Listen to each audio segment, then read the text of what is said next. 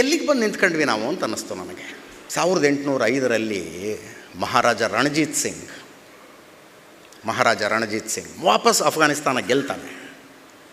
ಗೆದ್ದ ನಂತರ ಆತ ಅಫ್ಘಾನಿಸ್ತಾನದ ಸೋತ ಸೈನ್ಯದ ಜೊತೆ 4 ಒಪ್ಪಂದ ಮಾಡ್ಕೊಂಡಿದ್ದು. ಮೊದಲನೇ ಒಪ್ಪಂದ ಏನು ಗೊತ್ತಾ? ಸೋಮನಾಥದ ಬಾಗಿಲು ವಾಪಸ್ ಕೊಡ್ರಿ ಅಂತ.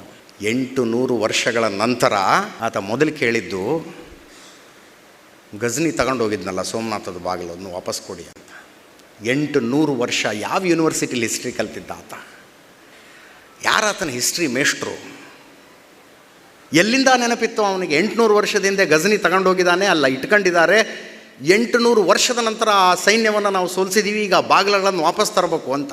ಚಿನ್ನ, ಬೆಳ್ಳಿ, ವಜ್ರ, ವೈಡೂರ್ಯದ ಹೊದಿಕೆಗಳಿದ್ವಂತೆ ಗಜ್ನಿ ತಗೊಂಡೋದಾಗ. ಎಲ್ಲ ಕಿತ್ಕೊಂಡು ಹೋಗಿದ್ರು ಅವರು. ಅದನ್ನು ಉಳಿದಿದ್ದು ಮರದ ಬಾಗಿಲುಗಳು ಮಾತ್ರ.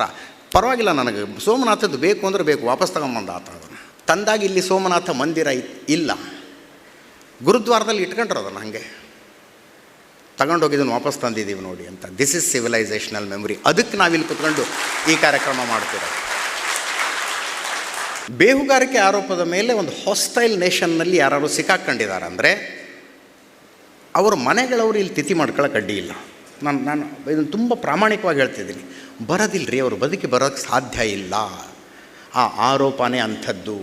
ಒಂದು ತುಂಬ ಪವರ್ಫುಲ್ ದೇಶ ತನ್ನ ದೇಶದ ಪ್ರಜೆ ಬೇಹುಗಾರಿಕೆ ಆರೋಪದಲ್ಲಿ ಸಿಕ್ಕಾಕೊಂಡಿದ್ದಾನಂದರೆ ಅಟ್ ದಿ ಮೋಸ್ಟ್ ಏನು ಮಾಡ್ಬೋದು ಅಂದರೆ ಗಲ್ಲು ಶಿಕ್ಷೆ ಆಗದಂತೆ ತಡೆಯಬಹುದು.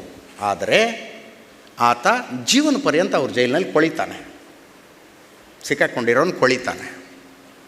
ಇತಿಹಾಸ ಹೇಳುತ್ತದು. ಮೊನ್ನೆ ಭಾರತದ 8 ಜನ ಅದು ಹೆಂಗೆ ಅಂದರೆ ಫಾರಿನ್ ಟ್ರಿಪ್ ಮುಗಿಸ್ಕೊಂಬಂದ್ರೇನೋ ಅನ್ನೋರಂಗೆ ವಾಪಸ್ ಬಂದುಬಿಟ್ರೆ.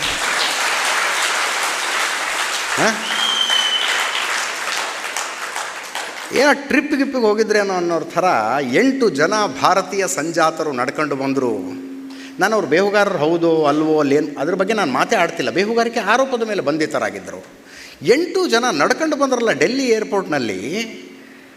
ನನಗಿದು ನಿಜಾನಾ? ಇದು ನಿಜವಾಗ್ಲೂ ಆಗ್ತಿದೆಯಾ ಅನಿಸುತ್ತವಾಗ. Our time has come. ನಮ್ಮ ಟೈಮ್ ಬಂದಿದೆ.